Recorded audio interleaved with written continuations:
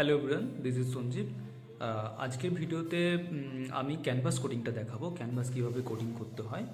তো অনেকেই নর্মালি জানে যে জেসো আর টেক্সচার হোয়াইট দিয়ে কোডিং করতে হয়, কিন্তু সেটা কিভাবে অ্যাপ্লাই করতে হয়। অনেকে জানে যে জেসো এনে, যারা নতুন অ্যাকচুয়ালি তারা জেনে গেছে যে জেসো দিয়ে কোডিং করতে হয়, তো জেসো এনে জাস্ট লাগিয়ে দিল।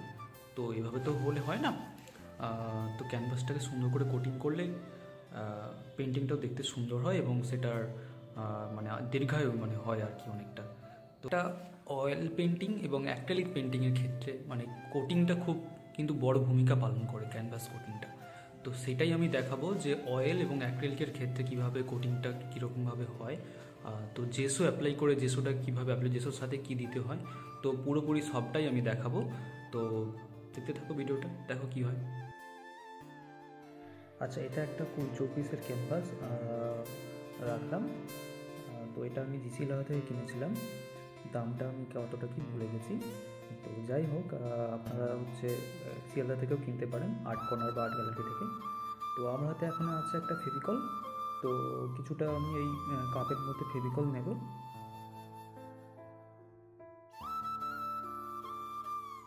এই যে এটা আর্টিস্টে জেসো, এই জেসোটা অ্যাপ্লাই করব, কিন্তু এটা পরে, আপাতত ফেভিকলটা আগে ইউজ করব।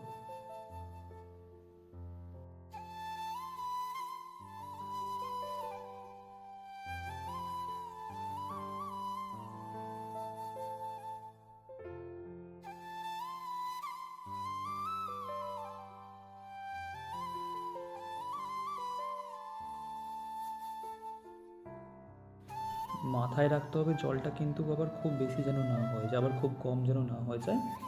তো যতটা ফেভিকল নেওয়া হয়েছে সেই মতো একটা পরিমাপ মতো করা হয়, কারণ খুব মোটা হবে না, খুব পাতলা হবে না, একটা ঘনত্ব দুধের মতো হবে আর কি। তো এবার অ্যাপ্লাই করে দেবো ক্যানভাসের ওপর। যদি অ্যাক্রিলিক পেন্টিং করে থাকি অ্যাক্রিলিক কালারের উপর, তাহলে কিন্তু ক্যানভাসের ওপর মিনিমাম 3টে ফেভিকল লেয়ার দিতে হবে। ধরুন একবার দিয়ে দিলেন, তারপরে শুকিয়ে গেল, আবার একটা দিলেন, এইভাবে 3টে লেয়ার দিতে হবে।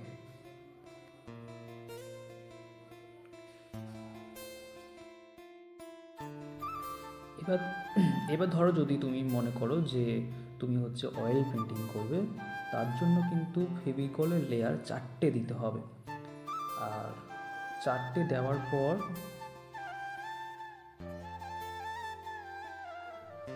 জেসো কোটিংয়ে কিন্তু 4টে দিতে হবে। যদি অয়েল পেন্টিং করে থাকো তাহলে ফেভিকল লেয়ার 4টে এবং জেসো কোটিংও 4টে, এবং অ্যাক্রিলিকের ক্ষেত্রে একটা কম। যত কোটিংটা ভালো থাকবে তত লংজিভিটিটা বেশি থাকবে পেন্টিংয়ে। হ্যাঁ, ফানগাস যেটা পড়ে যায় সেটার চান্সটা একটু কম থাকবে। তারপর অয়েলের আরেকটা স্পেশাল কোটিং থাকে, তো সেটাও আমি বলে দেবো।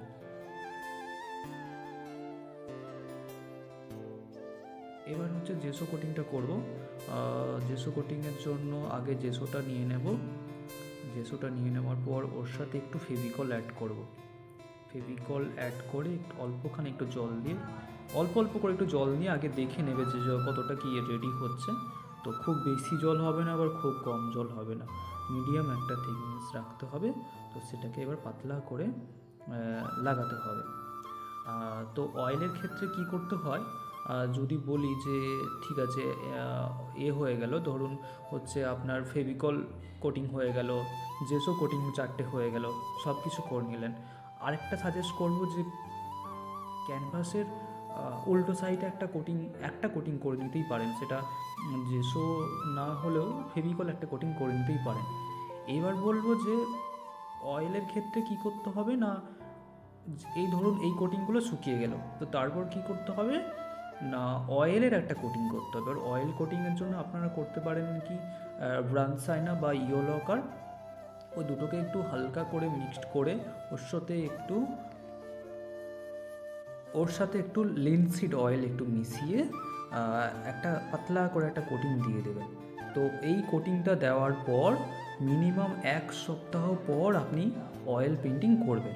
তাহলে কি বললাম যে ফেভিকল কোটিং করার পর, জেসো কোটিং কমপ্লিট করার পর, তারপর আপনি একটা অয়েল কোটিং করবেন। অয়েল কোটিংটা করা থাকলে কিন্তু ফানগাস যেগুলো পড়ে সেগুলো পড়ার চান্সটা খুবই কম থাকে এবং পেন্টিংটা অনেক সুন্দর হয়। তো আমার লাস্ট ফিনিশিং চলছে।